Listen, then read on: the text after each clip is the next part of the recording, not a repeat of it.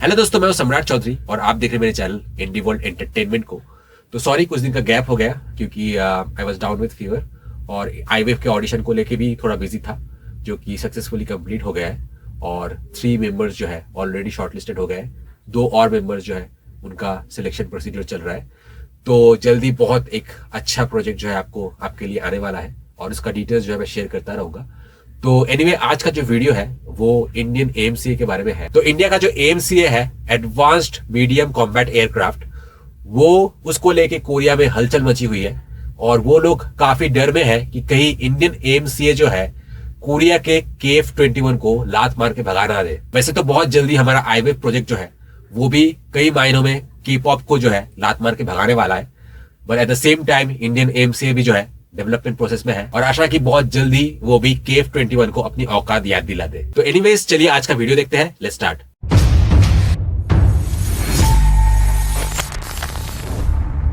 By the way, मैं एक बहुत बड़ा शाउट आउट देना चाहता हूं 9 इलेक्ट्रो ब्रांड को, जिन्होंने इस वीडियो को स्पॉन्सर किया है। With Trump coming to power और ये टैरिफ वगैरह जो भी बात हो रहा है, तो इंडिया में काफी सारे फॉरेन प्रोडक्ट्स, काफी सारे अमेरिकन प्रोडक्ट्स का इन्फ्लक्स होना बहुत प्रोबेबल है।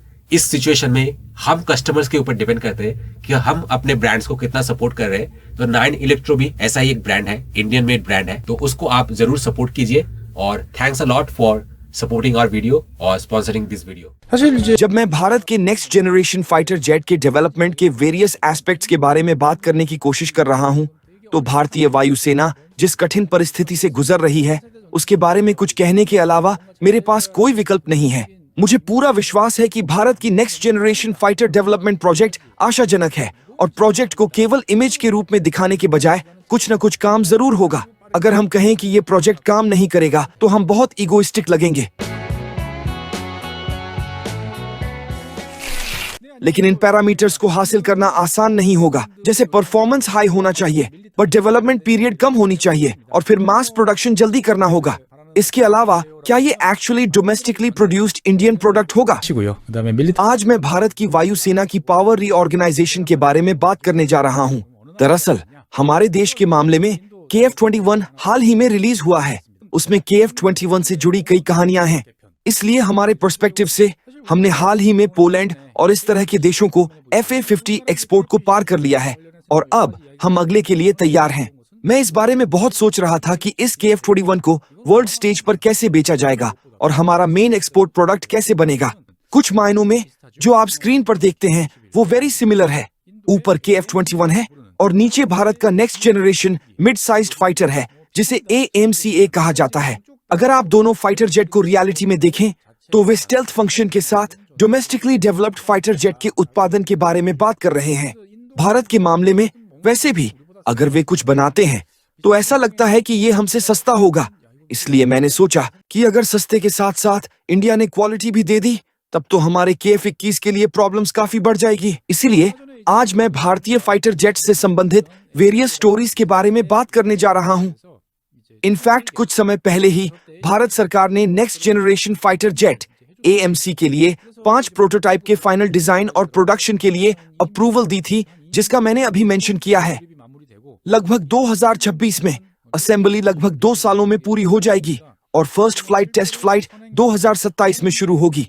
इसलिए वास्तव में एडवांस्ड मास प्रोडक्शन टाइप के मामले में जो अभी बनाया जा रहा है और वास्तव में डिप्लॉय किया जा रहा है, मैं आपको बता सकता हूं कि भारत भी अपना खुद का स्टेल्थ फाइटर बना रहा है और कुल मिलाकर ये स्टेल्थ फाइटर हमारे देश के KF-21 से काफी मिलता जुलता है। इंजन भी F414 है, जैसे कि हम अब सिमिलर इंजन का उपयोग कर रहे हैं, इसलिए हम देख सकते हैं कि ये हमारे से काफी मिलता जुलता है। वास्तव में जब मैं भारत द्वारा नेक्स्ट जनरेशन फाइटर जेट्स के डेवलप के लिए शुरू की गई वेरियस चीजों के बारे में बात करने की कोशिश करता हूं, तो मैं भारतीय वायुसेना द्वारा करंटली एक्सपीरियंस की जा रही वेरी डिफिकल्ट सिचुएशन के बारे में बात करूंगा।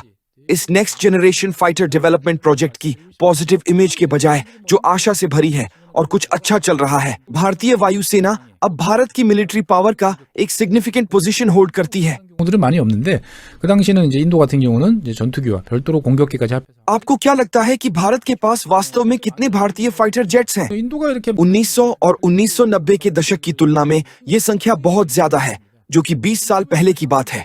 1990 के दशक तक कुल मिलाकर 800 से ज्यादा फाइटर जेट्स थे, साथ ही अटैक एयरक्राफ्ट भी थे। आजकल ऐसे बहुत कम मामले हैं जहां अटैक एयरक्राफ्ट्स को अलग से ऑपरेट किया जाता है, लेकिन भारत के मामले में अब अटैक एयरक्राफ्ट्स को फाइटर जेट्स के साथ जोड़ दिया जाता है। अलग अलग अटैक एयरक्राफ्ट्स की संख्या काफी ज्यादा है, कुल मिलाकर लगभग 800। भारत ने इतने सारे फाइटर जेट्स का ऑपरेट किया। 500km 가까이 됩니다. 그러니까 합해 보면은 한 7,000km 가까이 되는 भारत इतने सारे फाइटर जेट्स का ऑपरेट क्यों करता है? लगभग 800। इसका कारण लंबी सीमा है। इंडिया का सबसे बड़ा दुश्मन कौन है? पाकिस्तान। ये एक एनिमी पावर हाउस है और अब भारत का बिगेस्ट राइवल चीन है। लेकिन अगर आप मैप को देखें तो आप देख सकते हैं कि भारत और पाकिस्तान के बीच की सीमा बहुत लंबी है। अगर आप इसका एक रफली एस्टिमेट करते हैं तो ये लगभग 3,300 किलोमीटर है और फिर चीन के साथ सीमा भी इनक्रेडिबली लॉन्ग है। ऑफ कोर्स मिडिल में। अब जब हमारे पास नेपाल और भूटान है तो ये थोड़ा छोटा हो सकता है, लेकिन वैसे भी चीन और भारत के बीच की सीमा 3,500 किमी के करीब है। इसलिए कुल मिलाकर हमें सीमा की रक्षा करनी है जो 7,000 किलोमीटर के करीब है। इसलिए निश्चित रूप से बहुत सारे फाइटर जेट्स हैं जो यहाँ फिट होते हैं। अब आप देख सकते हैं कि इसकी जरूरत पड़ना लाजिमी है। 2000 के दशक की शुरुआत से LCA ने एक प्रोजेक्ट शुरू की है। इसने लाइट कॉम्ब एयरक्राफ्ट के साथ एक फाइटर जेट को डेवलप करना शुरू किया और इसका रिजल्ट डेल्टा के साथ तेजस है, जिसे आप स्क्रीन पर देख सकते हैं। तो मिग 22 संख्या में सबसे अधिक था। भारतीय वायुसेना की प्लान तेजस को बदलने की थी, इसीलिए मैंने सोचा कि अपर पावर को सोई 30 NK से और फिर लोअर पावर को तेजस से बदलना अच्छा होगा। लेकिन समस्या ये है कि 2001 के बाद से तेजस ने कभी भी ठीक से प्रदर्शन नहीं किया, प्लान्ड स्केड्यूल का पालन नहीं किया। इसने ऐसा कुछ भी नहीं किया जो एक्सपेक्टेड था। इसलिए एक तरह से इसे 2000 के दशक की शुरुआत में ही तैनात किया जाना चाहिए था, लेकिन ये 2015 में लगभग 10 साल देरी से हुआ।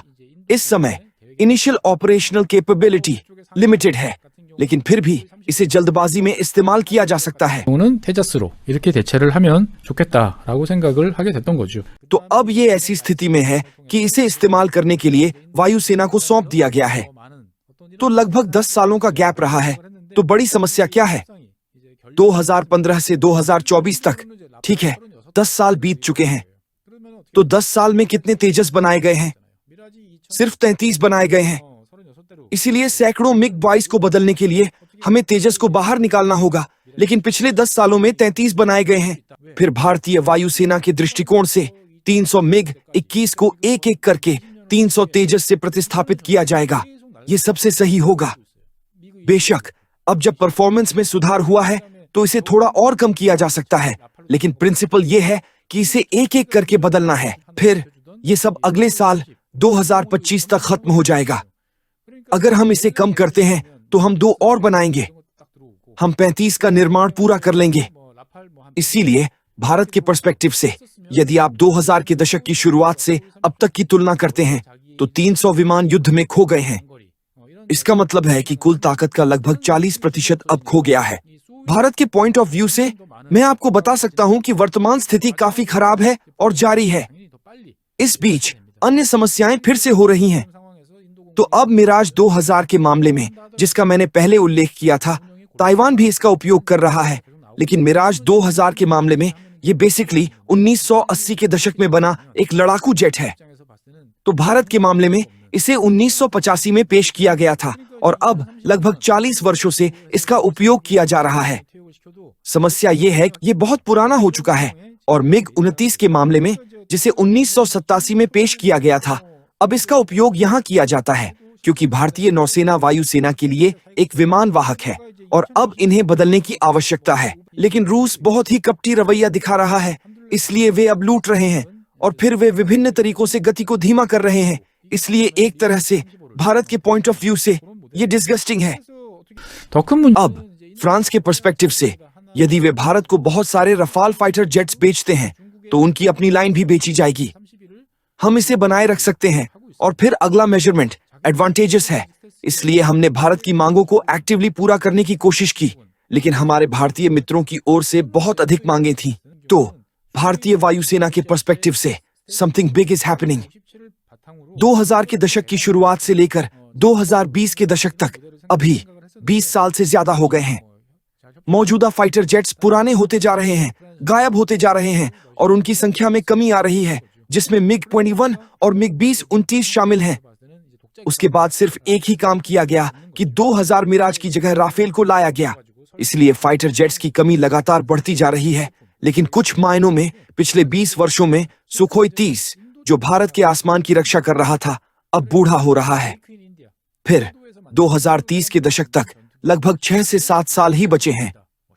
6 से 7 इतने साल बीत जाने के बाद भारत के दृष्टिकोण से एक absurd सिचुएशन पैदा हो गई है, जहां कोई लड़ाकू विमान नहीं है। इसीलिए भले ही 2035 में सुखोई 30 को रिटायर कर दिया जाए, चाहे इसका कितना ही कम इस्तेमाल क्यों न किया जाए, अगर कोई प्रतिस्थापन विमान नहीं है तो भारत के पास वास्तव में केवल हैंडफुल टूल्स ही हैं। इसका मतलब ये है कि अब हम इस स्थिति का सामना कर रहे हैं कि हमारे पास केवल राफेल है जो काम नहीं करता है। इसीलिए अगर आप इसे अभी देखें तो 2000 के दशक की शुरुआत में यहाँ वहां खराब हुई चीजों को छोड़कर एक्चुअल ऑपरेशन में 700 से 800 इकाइयां थीं और अब 2020 में अब लगभग 500 इकाइयां जारी की गई हैं। लेकिन 2030 के दशक तक क्या बचेगा? पाकिस्तान और विशेष रूप से चीन के मामले में, जहां शत्रु देश हमला कर सकते हैं, वायुसेना की शक्ति को फ्राइटनिंग एक्सटेंट तक मजबूत किया जा रहा है। भारत के साथ बॉर्डर एरिया उड़ानों या ट्रेनिंग की संख्या बढ़ रही है। यदि आप कहते हैं कि भारत के पास अभी तक स्टील्थ विमान नहीं है, लेकिन पाकिस्तान या चीन के पास स्टील्थ विमान है, तो भारत के नजरिए से संकट की भावना बढ़ना स्वाभाविक है। 근데 개발 기간은 짧아야 돼요. तो भारत के दृष्टिकोण से ये ऐसी ही स्थिति है। करंट लेवल 30 है। ये इनएविटेबल है कि संकट की भावना होगी कि राफेल जैसी किसी चीज के साथ स्टील्थ विमान से लड़ना आसान नहीं होगा। इसीलिए इस कॉम्प्लेक्स सिचुएशन से ओवरकम के तरीके के रूप में हम 5वीं पीढ़ी के स्टील्थ एयरक्राफ्ट बनाएंगे, जिन्हें हमने इंडिपेंडेंटली डेवलप्ड किया है, जैसा कि मैंने पहले उल्लेख किया था। ये AMCA बिजनेस है। इसलिए भारतीय वायुसेना के पर्सपेक्टिव से ये AMCA बिजनेस कभी विफल नहीं होना चाहिए। यदि ये विफल हो जाता है तो कोई अन्य विकल्प नहीं है। इसीलिए वास्तव में सुखोई 302, जो backbone of the Indian air force के रूप में कार्य करता है, मिड 2030 में रिटायर्ड हो जाएगा। अब आप देख सकते हैं कि AMCA वर्तमान में एयर टू एयर कैपेबिलिटीज हासिल करने और एक्चुअल कॉम्बैट के लिए उन्हें डिप्लॉय करने के बहुत बिजी स्केड्यूल से गुजर रहा है। 상황에서 새로 항공기를 भारत के पर्सपेक्टिव से इंडिपेंडेंट डेवलपमेंट को चुनने के अलावा कोई विकल्प नहीं है। इसलिए अब भारत ने कई वर्षों में डिजाइन को अंतिम रूप दे दिया है और अब प्रोटोटाइप का उत्पादन शुरू कर रहा है। लेकिन कई समस्याएं हैं। सबसे बड़ी समस्या भारतीय सरकार है। वे अत्यधिक मांग कर रहे हैं। तो अब ये मेक इन इंडिया है। ये भारत में बना एक फाइटर जेट है और भारतीय लोगों द्वारा बनाया गया है। ये अच्छा है। ये हमारे आसमान की रक्षा करता है। इसलिए वे डोमेस्टिक प्रोडक्शन रेट के लिए एक्सेसिव डिमांड्स कर रहे हैं।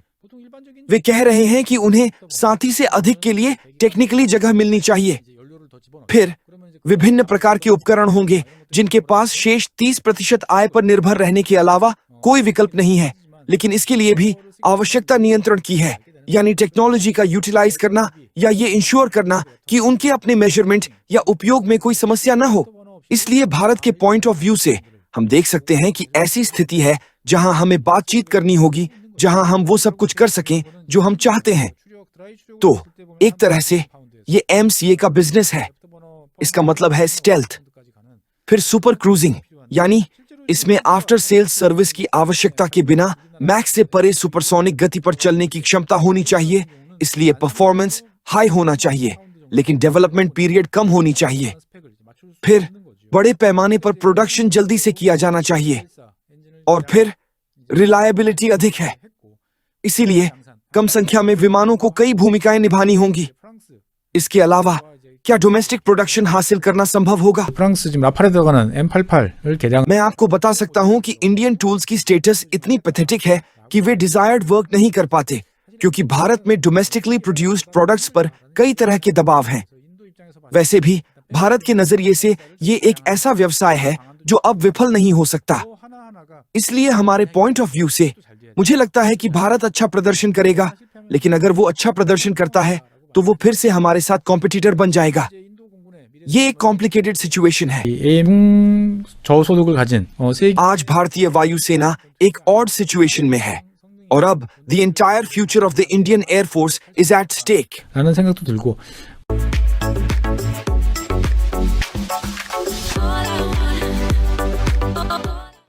तो सबसे पहले सुम केउन क्वैक 6030 ने कमेंट किया कि मुझे नहीं पता कि हमारा KF-21 कब बन के तैयार होगा, इसकी शेड्यूल क्या होगी। May our precious engineers be treated well. आशा है कि हमारे इंजीनियर्स का अच्छे से ध्यान रखा जाएगा। उसके बाद जावाक्स एयरजैक ने लिखा है कि इंडिया सच में एक ऐसा देश है जिसके पास बहुत ज्यादा एक्सपीरियंस है। ये मैटर नहीं करता कि इंडिया कितना बड़ा है और इंडिया का पॉपुलेशन कितना बड़ा है, लेकिन फिर भी इंडिया हमेशा अपने डोमेस्टिक प्रोडक्शन को बढ़ावा देता है और सब कुछ डोमेस्टिकली प्रोड्यूस करने की कोशिश कर रहा है। इसके बावजूद कि इंडिया की हेल्प करने के लिए काफी सारे देश लाइन पे लगे हुए हैं। जी हाँ, गवर्नमेंट लेवल पे और बहुत सारे टॉप लेवल पे जो है लोग इसके ऊपर काम कर रहे हैं कि ज्यादा से ज्यादा चीज जो है इंडिया में मैन्युफैक्चर हो। और इसमें दो चीज की इंप्रूवमेंट बहुत जरूरी है, क्योंकि हमारे इंडिया में ऐसे सेक्शन ऑफ पॉपुलेशन है जो कि कुछ भी चीज में फॉरेन स्टैंप देखते हैं या फिर फॉरेन ब्रांड का जो है मार्क देखते हैं, उसका लोगो देखते हैं, तुरंत उसके क्वालिटी को बिना जांचे बिना परखे वो खरीद लेते हैं। पर्सनली मैं भी काफी बहुत सारे चीज जो है इंडियन खरीदता हूँ और फॉरेन प्रोडक्ट्स भी जो है USA या फिर यूरोप या फिर कोरिया, इनके प्रोडक्ट्स भी कुछ कुछ खरीद के रखे हैं, क्योंकि जब तक हम खरीदेंगे नहीं तब तक कंपेयर कैसे करेंगे। अभी अगर मैं बोलूँ कि टाटा का कार्ड जो है, अगर हम ड्यूरेबिलिटी की बात करें, क्योंकि वो कई सारे मायनों में बहुत ज्यादा मैटर करते हैं। अभी नागालैंड से भी एक वीडियो आया था जहाँ पे बड़े बड़े बोल्डर गिर रहे थे और जो कि दूसरे गाड़ी में जापानीज सुजुकी या फिर कोरियन कार में था, वो एक भी उनमें से जो है जिंदा नहीं बचे। लेकिन जो टाटा कार में था वो सब के सब जिंदा तो छोड़ो, इंजर भी नहीं हुए।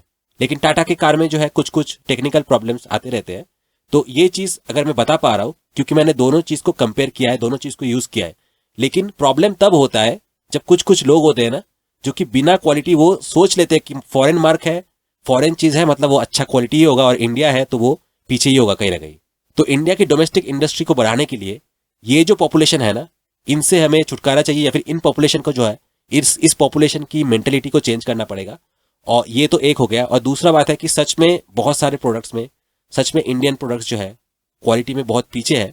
फॉर एग्जांपल अभी मैंने ये जो चीज़ एक इलेक्ट्रिक केटली खरीदा था और बहुत सारे ब्रांड्स थे, मैंने दिव्या जो है इंडियन ब्रांड को चूज किया, बट 2 दिन में ही जो है ये इसका जो प्लग है वो पूरा हीट हो गया, और हीट होकर पूरा एक्सटेंशन कॉर्ड्स को तो जला दिया ही है, खुद भी जो है इसका शेप जो है चेंज हो गया है, जिससे ये किसी भी प्लग में जो है अभी प्लग इन नहीं हो रहा है।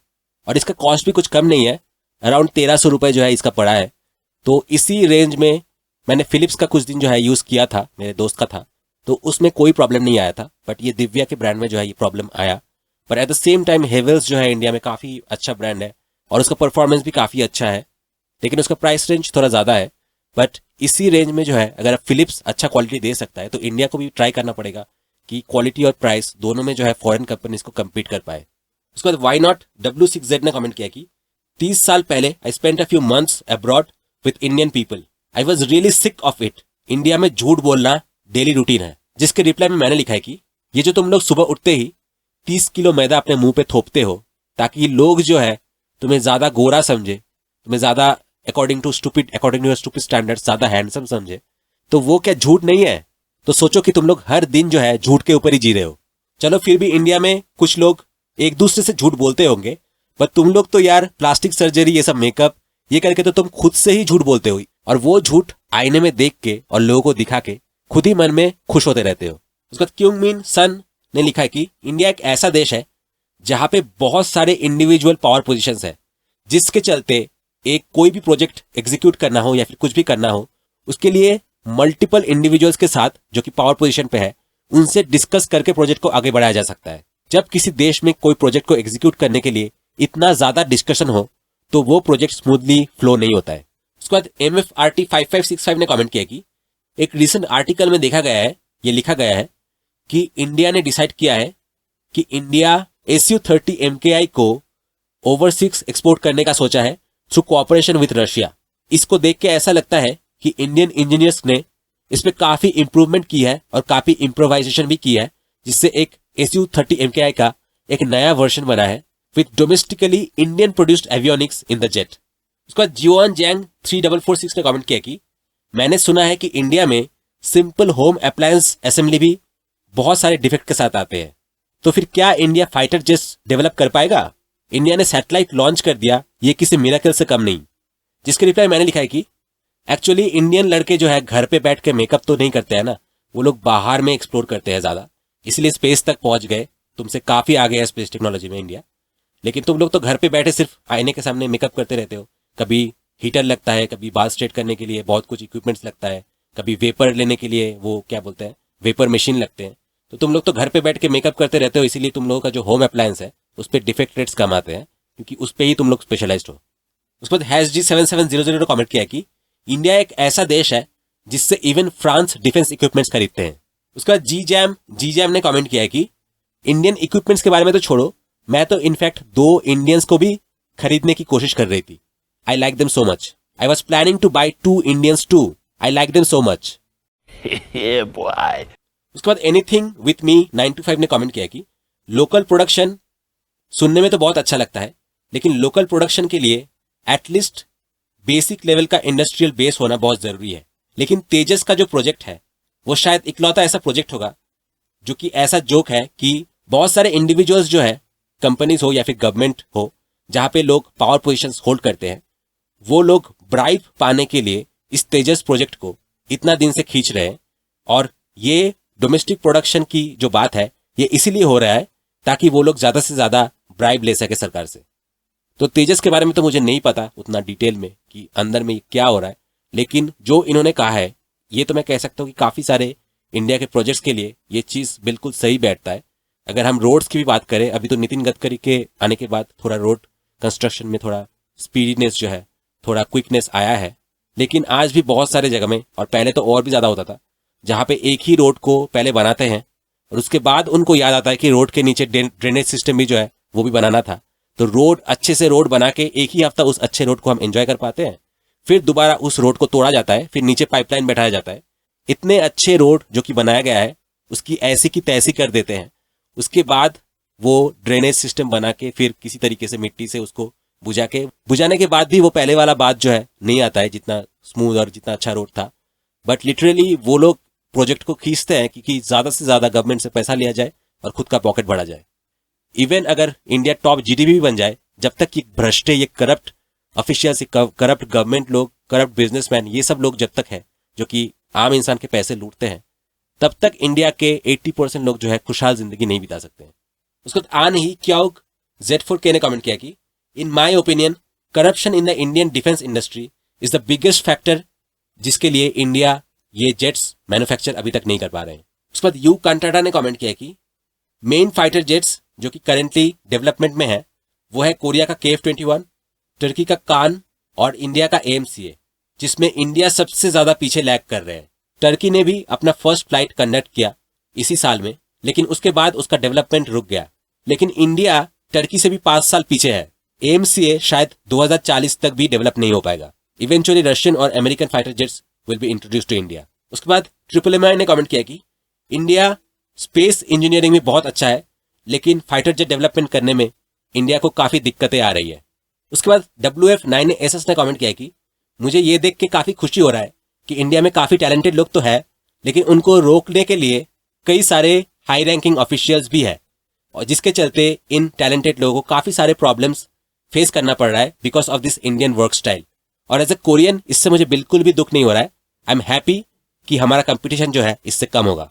उसके बाद यूयू ट्रेस ने कमेंट किया कि ये बहुत अजीब बात है कि a country that can reach to the moon can not build a fighter jet. उसके बाद मिस्टर बैंगबी ने कमेंट किया कि दुनिया में कुछ अजीब अनरियलिस्टिक प्रोजेक्ट को अंजाम दिए जाने की कोशिश कर रहे हैं। जिन अनरियलिस्टिक प्रोजेक्ट में से 2 प्रोजेक्ट है कि इंडिया को सबमरीन मैन्युफैक्चर करना है और उसके साथ साथ क्वालिटी भी गारंटी करना है। जिसके रिप्लाई में मैंने लिखा है कि हाँ, इंडिया को मैन्युफैक्चर करने के लिए दिया जा रहा है क्योंकि एटलीस्ट इंडियन इंजीनियर्स जो है पानी के नीचे उतर सकते हैं। अब तुम कोरियंस जो है वो जमीन का एयर प्रेशर ही हैंडल नहीं कर पाता है, तो नीचे जाके वाटर प्रेशर क्या हैंडल करेगा। उसको JO906 ने कमेंट किया है कि इंडिया को और 30 साल लग जाएंगे एक फाइटर जेट डेवलप करने के लिए। मैंने इंडियन बच्चों से डील किया है और मुझे अच्छी तरीके से पता है। Indian kids, I know them well. जो भी इंडियन बच्चे इस वक्त ये वीडियो देख रहे हैं, ये सब टिकटॉक विकटॉक शॉर्ट्स ये सब छोड़ो, अच्छे से पढ़ाई पे ध्यान दो और इन कोरियन चूतियों के लात मार के उनकी औकात दिखा दो। सो मैथ्यू 1:6 ने कमेंट किया कि India is a country with endless development potential, however the development potential will continue to be endless for the next 100 years। Hindi में समझाओ तो उसने जो कहा है, इंडिया एक ऐसा देश है जिसमें काफी डेवलपमेंट पोटेंशियल है, लेकिन ये पोटेंशियल 100 साल बाद भी पोटेंशियल ही बन के रह जाएगा, काम कुछ होगा नहीं, बस यही बोलते रहेंगे कि फ्यूचर में डेवलप करेंगे।